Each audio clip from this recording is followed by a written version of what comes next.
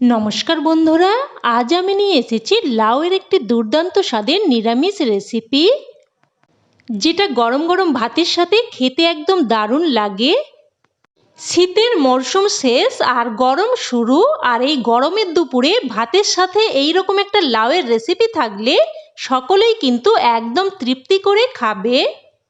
আর এটা এতটাই টেস্টি হয় যে লাউ খায় না সেও কিন্তু একদম চেয়ে চেয়ে খাবে। তো প্রথমেই আমি এখানে একটা মিডিয়াম সাইজের লাউয়ের অর্ধেক খোসা ছাড়িয়ে ভালোভাবে ধুয়ে নিয়ে এইরকম সরু সরু পাতলা পাতলা মতো করে কেটে নিয়েছি। এবার আমি নিয়ে নেব 1 টেবিল চামচ মতো গোবিন্দভোগ চাল। চালটাকে এবার জল পাল্টে পাল্টে খুব ভালোভাবে ধুয়ে নেব। দেখুন চালটাকে ভালোভাবে জল পাল্টে পাল্টে ধুয়ে নিয়েছি। এবার চালটাকে প্রায় 8 থেকে 10 মিনিট মতো ভিজিয়ে রাখবো। আর হাতে সময় বেশি না থাকলে চালটা ভিজিয়ে রাখার কোনো রকম প্রয়োজন নেই। এবার কেটে ধুয়ে রাখা লাউ নিয়ে নিয়েছি, আর এর মধ্যে দিয়ে দিলাম পরিমাণ মতো লবণ, অল্প একটু হলুদ গুঁড়ো আর অল্প একটু লঙ্কার গুঁড়ো। এবার সব কিছু হাতে করে ভালোভাবে মেখে নেব। দেখুন ভালোভাবে মেখে নিয়েছি। এবার এটাকে এক সাইডে রেখে দিচ্ছি। এবার গ্যাস অন করে কড়াই বসিয়ে দিয়ে দিলাম 2 চামচ মতো সর্ষের তেল। আর এই রান্নাটা তৈরি করতে খুব বেশি তেলের কিন্তু প্রয়োজন হয় না, তবে রান্নাটা কিন্তু অবশ্যই সর্ষের তেলেই করতে হবে। এবার তেলটাকে ভালোভাবে গরম করে নিয়ে এর মধ্যে কয়েকটা বিউলির ডালের বড়ি দিয়ে দিলাম। বড়িগুলোকে মিডিয়াম টু হাই ফ্লেমে অনবরত নেড়ে চেড়ে উল্টে পাল্টে লাল করে ভেজে নেব। আর বড়িগুলোকে এইভাবে মিডিয়াম টু হাই ফ্লেমে ভেজে নিলে বড়ি কিন্তু একদমই কম তেল টানে। তো দেখুন বড়িগুলো ভাজা হয়ে গেছে, এবার উঠিয়ে নিচ্ছি।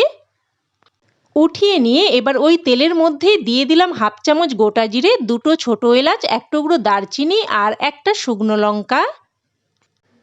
এবার ফোড়নটাকে নেড়ে চেড়ে কয়েক সেকেন্ড ভেজে নেব, যতক্ষণ না পর্যন্ত এর থেকে একটা সুন্দর ফ্লেভার বেরোয়। ফোড়নটাকে ভালোভাবে ভেজে নিয়ে এবার এর মধ্যে দিয়ে দেব 1/2 চামচ মতো আদার পেস্ট, 1/2 চামচ জিরের গুঁড়ো, 1/2 চামচের থেকেও একটু কম ধনের গুঁড়ো আর 1/2 চামচ হলুদ গুঁড়ো। আর দিয়ে দিচ্ছি কয়েকটা কুচানো কাঁচা লঙ্কা। আর ঝালটা আপনারা আপনাদের স্বাদ অনুযায়ী দিয়ে দেবেন। তবে যেহেতু এই রান্নাটা তৈরি করতে খুবই অল্প তেল মশলা লাগে, তাই এই রান্নাতে খুব বেশি ঝাল কিন্তু ভালো লাগে না। তো অল্প একটু জল দিয়ে এবার মশলাটাকে ভালোভাবে কষিয়ে নেব। দেখুন মশলাটাকে ভালোভাবে কষিয়ে নিয়েছি। আর আবারও একটু নাড়াচাড়া করে মিশিয়ে নিয়ে এবার এর মধ্যে ম্যারিনেট করে রাখা লাউ দিয়ে দিচ্ছি। যে পাত্রে লাউটা মেখে রেখেছিলাম সেই পাত্রটা ধুয়ে অল্প একটু জলও দিয়ে দিলাম। এবার সমস্ত কিছু ভালোভাবে নেড়েচেড়ে মিশিয়ে নেব। আর যেহেতু লাউটাকে লবণ দিয়ে মেখে রেখেছিলাম, তাই নাড়াচাড়া করতে করতেই দেখুন লাউ থেকে জল বেরোতে শুরু করেছে। তো ভালোভাবে মিশিয়ে নিয়ে এবার একটা ঢাকা চাপা দিয়ে মিডিয়াম ফ্লেমে 2 মিনিট মতো রেখে দেব। 2 মিনিট পর ঢাকনা তুলে নিলাম। আবারও একটু নাড়াচাড়া করে মিশিয়ে দিচ্ছি।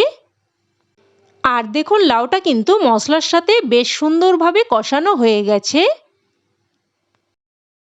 আর লাউটা কিন্তু এখনো বেশ খানিকটা সেদ্ধ হতে বাকি আছে। তাই লাউটা ভালোভাবে সেদ্ধ হওয়ার জন্য এর মধ্যে দিয়ে দিলাম পরিমাণ মতো গরম জল। জলটা দিয়ে মিশিয়ে নিয়ে এবার এটাকে একটা ঢাকা চাপা দিয়ে মিডিয়াম ফ্লেমে 4 থেকে 5 মিনিট মতো হতে দেব। আর এই সময় এই রান্নার স্পেশাল উপকরণ রেডি করে নেব।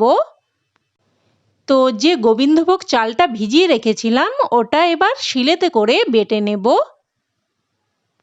আপনারা চাইলে মিক্সার গ্রাইন্ডারে করেও পেস্ট করে নিতে পারেন, তবে যেহেতু একদমই অল্প একটু চাল তাই আমি শিলেতে করে বেটে নিচ্ছি। দেখুন বেটে নিয়েছি। এবার এদিকে প্রায় 4 থেকে 5 মিনিট মতো হয়ে গেছে, তো ঢাকনা তুলে নিলাম। আবারও একটু নাড়াচাড়া করে মিশিয়ে নিচ্ছি। আর দেখুন এখন লাউ কিন্তু একদম ভালো মতো সেদ্ধ হয়ে গেছে। এবার এর মধ্যে বেটে রাখা গোবিন্দভোগ চালটা দিয়ে দিলাম। আর ওই বাটিটা ধুয়েই বেশ কিছুটা জল দিয়ে দেব। এবার সবকিছু ভালোভাবে নেড়েচেড়ে মিশিয়ে নেব। আর চাল বাটাটা মেশানোর সাথে সাথেই দেখুন তরকারিটা ক্রমশ ঘন হয়ে আসছে। আর এই চাল বাটাটা দেওয়ার কারণেই তরকারিটার মধ্যে বেশ একটা মাখো মাখো ব্যাপার আসবে। আর এই তরকারির ফ্লেভারটাও কিন্তু খুবই সুন্দর হবে। তো প্রথমে চাল বাটাটা দিয়ে ভালোভাবে মিশিয়ে নিয়ে এবার ভেজে রাখা বড়িগুলো দিয়েও মিশিয়ে নিচ্ছি। একদমই কম তেল মশলায় সাদামাটা স্বাস্থ্যকর একটি রান্না, তবে স্বাদে ও গন্ধে একদম হয় কিন্তু অসাধারণ। এবার আবারও একটা ঢাকা চাপা দিয়ে লো টু মিডিয়াম ফ্লেমে 3 থেকে 4 মিনিট মতো রান্না করে নেব। প্রায় 4 মিনিট পর ঢাকনা তুলে নিলাম। আবারও একবার নেড়েচেড়ে মিশিয়ে দিচ্ছি। আর তরকারিটা বেশ মাখো মাখো হয়েছে। আপনারা হয়তো অনেকেই অনেক রকমভাবে লাউ ঘন্ট রান্না করে থাকেন, তবে যদি এইভাবে কোনোদিন রান্না করে না থাকেন তাহলে আপনাদের কাছে অবশ্যই এইভাবে একবার বানানোর অনুরোধ রইল। তো এবার লবণটা আমার একটু কম মনে হচ্ছে, তাই একটু লবণ দিয়ে দিলাম। আর স্বাদের ব্যালেন্সের জন্য দিয়ে দিলাম অল্প একটু চিনি। আর দিয়ে দিলাম কয়েকটা চেরা কাঁচা লঙ্কা। যেহেতু নিরামিষ রেসিপি, তাতে করে আবার লাউ, তাই অবশ্যই একটু মিষ্টি কিন্তু দিয়ে দেবেন। এতে করে খেতে কিন্তু বেশ ভালো লাগবে। তো লবণ, চিনি আর চেরা কাঁচা লঙ্কাগুলো দিয়ে ভালোভাবে মিশিয়ে নেব। এবার এর মধ্যে দিয়ে দেব কিছু কুচানো ধনেপাতা। আর দিয়ে দেব হাফ চামচ মতো ঘি। এবার কুচানো ধনেপাতা আর ঘিটা দিয়ে মিশিয়ে নিলেই রান্না কিন্তু একদম তৈরি। গরম গরম ভাত বা রুটি সবকিছুর সাথে খেতে কিন্তু একদম দুর্দান্ত লাগে।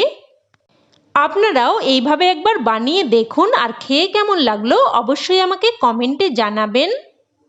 আর রেসিপি ভালো লেগে থাকলে প্লিজ একটা লাইক দিয়ে দেবেন। আর চাইলে বন্ধুবান্ধব আত্মীয় স্বজনের সাথে শেয়ারও করতে পারেন। আর চ্যানেলের নতুন বন্ধু হয়ে থাকলে চ্যানেলটি সাবস্ক্রাইব করে সাথে থাকার অনুরোধ রইল। আর সাথে বেল বাটনটিও অন করে নেবেন, যাতে করে আমার পরবর্তী রেসিপির নোটিফিকেশন আপনার কাছে সবার আগে পৌঁছে যায়। তো আজ এই অবধি, আবার অন্য কোনো রেসিপিতে দেখা হবে। ততক্ষণে সকলে ভালো থাকবেন, সুস্থ থাকবেন, আর সকলকে ধন্যবাদ।